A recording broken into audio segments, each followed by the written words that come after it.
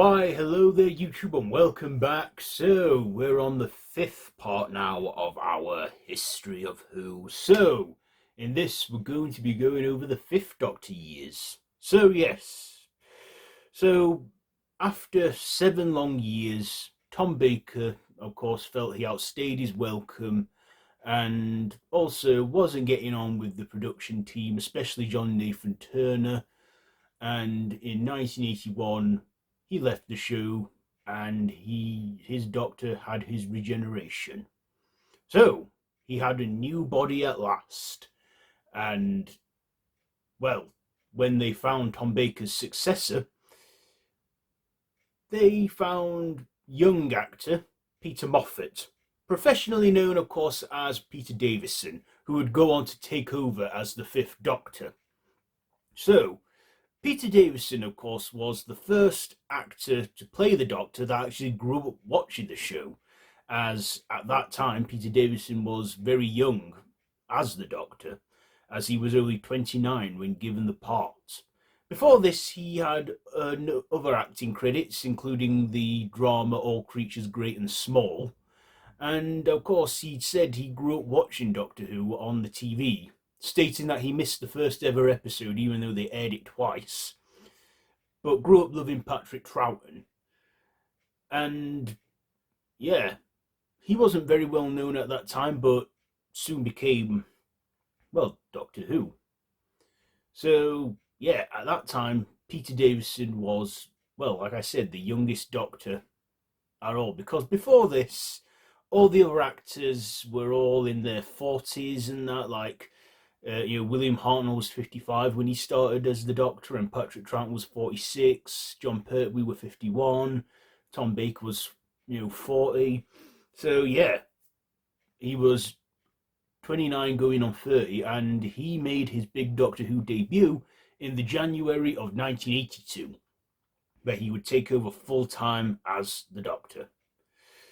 So on his first day of the job, he was in the BBC car park, and there he saw Patrick Troughton, who I said already he grew up admiring.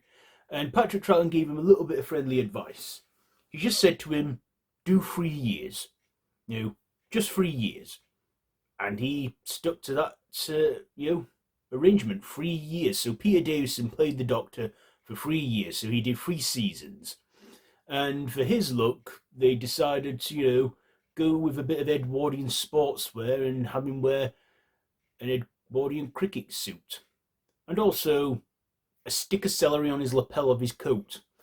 And the reason for that was because his doctor was allergic to tartran gas, and whenever he was around the substance, it would turn purple, the celery, and then he would eat it. Because it's a medical substance on Gallifrey, as he explains in his final adventure. Don't know if he explained it before. Anyway, yeah, Peter Davison took over as the Doctor, and I imagine it must have been quite the adjustment at that time, given that, Tom Baker had played the Doctor for so long. And at that point, Tom Baker was the longest running Doctor, and still is to this day.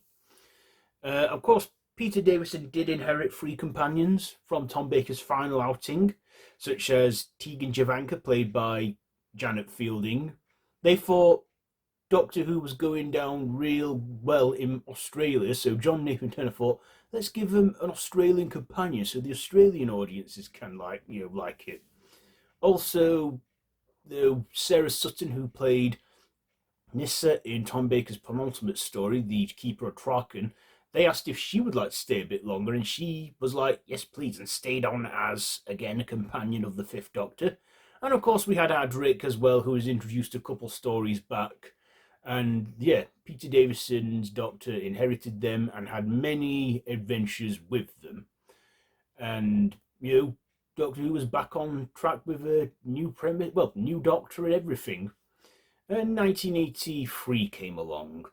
So 1983, I'd say the 80s is definitely when Doctor Who began to get dark, because they started to take risks and up the ante in things. And in 1983, there was um, the serial Earthshock. Let's just make sure we're correct there, that it was in 1983. yeah. Um, Earth shock.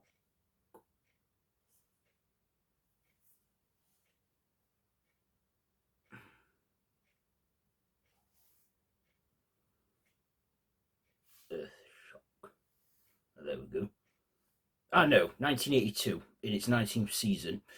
Um, Doctor Who made a very bold move. Not only was this the return of the Cybermen for the first time in 8 years after their early appearance in 1975's Revenge of the Cybermen in the 70s, they returned once again in a new shape and caused some dilemmas for the Doctor. And of course, this would be the serial that would also show the first on screen death of a companion. Now, we'd seen many deaths before on the show, but I believe this was the first one to actually show companion Adric die on screen as he sacrificed himself to stop the Cybermen, and then, of course, causing the mass extinction event of the dinosaurs. But when that episode had aired, the credits rolled to silence. Like there was no music made when, because they're meant to be mourning Adric. And yeah, we'd never seen a companion die. And that, I think, set standards for many, things that were to come in the revival era of companion deaths. But yeah, Janet Fielding and Sarah Sutton stayed on a little longer until 1983 came along, and Sarah Sutton decided she'd had enough and left the show. We also had the Fifth Doctor encounter the Brigadier once again in a wibbly wobbly timey wimey complex story, and also 1983 was another milestone for the show as Doctor Who hit its 20th anniversary. And this was an event. When the event was happening of the 20th anniversary, there were conventions and stuff going on, and there were so many people at one gathering that the queues went out long, and cast and crew thought it'd be a good idea to like go out onto the queues and see people on buggies and stuff. And yeah, it was quite chaotic. But at this time, a show had not ran for so long, and they thought for its 20th anniversary, let's do a big special called The Five Doctors, where all five doctors would come together. Of course, with William Hartnell's passing in 1975 due to his poor health, he had to be recast. However, did appear on cameo form at the very opening of the special where he did his farewell speech to Susan in the Dalek Invasion of Earth, which was William Hartnell's early on screen appearance in that special. After this, he was then played by actor Richard Herndl, who was meant to be the first Doctor. The original script was actually called The Six Doctors, and there was plans for the other first Doctor to be a robot, but it ended up where Richard Herndl is meant to be William Hartnell, and no one noticed. And we also got Patrick Troughton back as well, and John Pertwee, who both acted brilliantly. Like they left the show for 2 seconds, and they were fantastic playing their doctors, playing off each other again like they did in the 10th anniversary special. John Pertwee, you could see he looked a little older, but he looked well enough and was still all there and was up to the task. And of course, they wanted to bring back Tom Baker, but with him leaving a few years before, he had no interest and couldn't commit. So they decided, to work around that. And what they did was they had Tom Baker's Doctor and Romana paralyzed within the vortex because they do give him some screen time, of course, in cameo form, where they use unused footage from Sharda, which was never aired due to writers' complications, due to strikes and that at the BBC was never finished. So they just used that footage from Sharda and, gave the reason for the Fourth Doctor being paralysed within the time vortex, which I thought was a little disappointing because Tom Baker was one of my favourite classic Doctors, but I guess they couldn't make him come back. But when they did, concept photo shoots, they would get a waxwork dummy of Tom Baker's Doctor to make it like he's there with them all. And of course, we had Peter Davison, who was the current Doctor at that time. We also had returns of classic companions, including Susan Foreman, Carol Ann Ford. No Jacqueline Hill or William Russell, though, as Ian and Barbara, but Carol Ann Ford, now 43, still came back as Susan. We also had, cameos from, like, Caroline John as Liz Shaw, and Fraser Hines and Wendy Padbury as Jamie and Zoe. We had Nicholas Courtney come back as the Brigadier, where he would tag along with the second Doctor in the ordeal. And we also had the return of Elizabeth Sladen, Sarah Jane Smith, who would go, who would catch up with the third Doctor in it. Oh yes, and one thing I forgot to mention, Elizabeth Sladen, during the Christmas of 1981, had a one-off spin-off that she starred in called Canine and Company, which was meant to be a pilot, but it never really went anywhere. But of course, she would eventually take the lead in her own spin-off over 20 years later in the 2000s. But yes, Canine and Company never really took off, but aired as a one-off. We also had Anthony Ainley return as the Master. Now, in the story, the Doctors are all taken out of their time zones and on the death zone of Gallifrey, where they filmed on the moors and fields and stuff. And yeah, even though you could tell it was fields and that, they kind of did make it work as a desolate planet, which was meant to be Gallifrey. But also, we saw, them make the best of the 20th anniversary celebrations. We even had, like I said, Anthony Ainley return as the Master. But of course, the real mastermind behind it all was President Barusa, because they said to Terence Dicks, who wrote the serial, well, the special, that if it's the Master, it's not going to come to that much of a surprise. And they were quite right. And, I actually thought at first when I watched this special, it was the Master. But no, they turned things over. And it was all the ruse for him to get the Ring of Rassilon so he could be immortal with the Time Lord Tyrant Rassilon, who made his first appearance in that special briefly. But yes, there were a lot of other things going on behind the scenes. There were two possible scripts. They got Terence Dicks to write another one, and I believe Robert Holmes to write another. And they said whichever script they like better, they'll go with it. But Terence Dicks were like, no, and was angered by this, and they said they go with a script. And Robert Holmes was still writing for the show at that time, and Terence Dicks got the job writing the special. And a big 20th anniversary event of the show.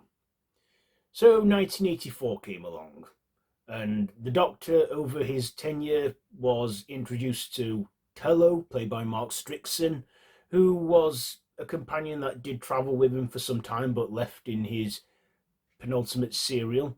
We also had an android called Chameleon, who was a brief companion as well, but due to complications with the robotics, it didn't appear as much as they wanted it to. But then, of course, in Peter Davison's final season, Resurrection of the Daleks, where Peter Davison had his on-screen, encounter with the Daleks and Davros, Janet Fielding had decided to leave as well. And at this time, she was probably one of those companions that stayed with the Doctor throughout his entire run. Of course, we all know that Mandip Gill would take on that mantle after Jodie Whittaker went with Jodie Whittaker. But, Janet Fielding wasn't in his final two serials. But in his penultimate serial, we were introduced to Peri Brown, who was played by Nicola Bryant, who did such a good American voice that John Nathan Turner believed she was an American. Because this time he thought, we want an American companion for the Doctor, and, well, they gave him one. But Nicola Bryant was British. Of course, Mark Strickson had stepped down as well, and in his final serial, The Caves of Androzani, even though he hasn't known Peri that long, and also she was like the first companion to appear in like a bikini, which, again, I think was very risky around that time, or unheard of. But anyway, we see Peter Davison give his best performance as the Doctor in his final outing. And even though he's known Peri not for long, he goes out of his way to save her when they succumb to a poison they get on this planet, where he gives her the bat's milk, and he then regenerates. And people have gone on to say that this is probably one of the best regenerations ever, and Yeah, I guess it were for that time. We also see Peter Davison's doctor have, reels of his companions telling him he mustn't die, then the master encouraging him to die. But then in a like a tunnel effect, we then see Colin Baker's doctor come out. Now Colin Baker, he is, well, he was the first actor to appear in the show before and then play the doctor. You see, in 1983 as well, Colin Baker did get a part in the show in the serial Arc of Infinity, where he did say he wanted to be the Doctor but was a Time Lord guard. But, he would eventually get that role of the Doctor, which we'll discuss in the next episode. But, yeah, the first time ever, Doctor Who's no stranger to reusing actors from previous serials, putting them in new roles. But for the first time ever, an actor they used in a serial, they brought back to be the Doctor full time. And of course, Peter Davison's era came to an end, and there would be many things to come in Colin Baker's era, including the dark violence and the brutality, because this was the beginning of change, my dear, and it seems not a moment too soon.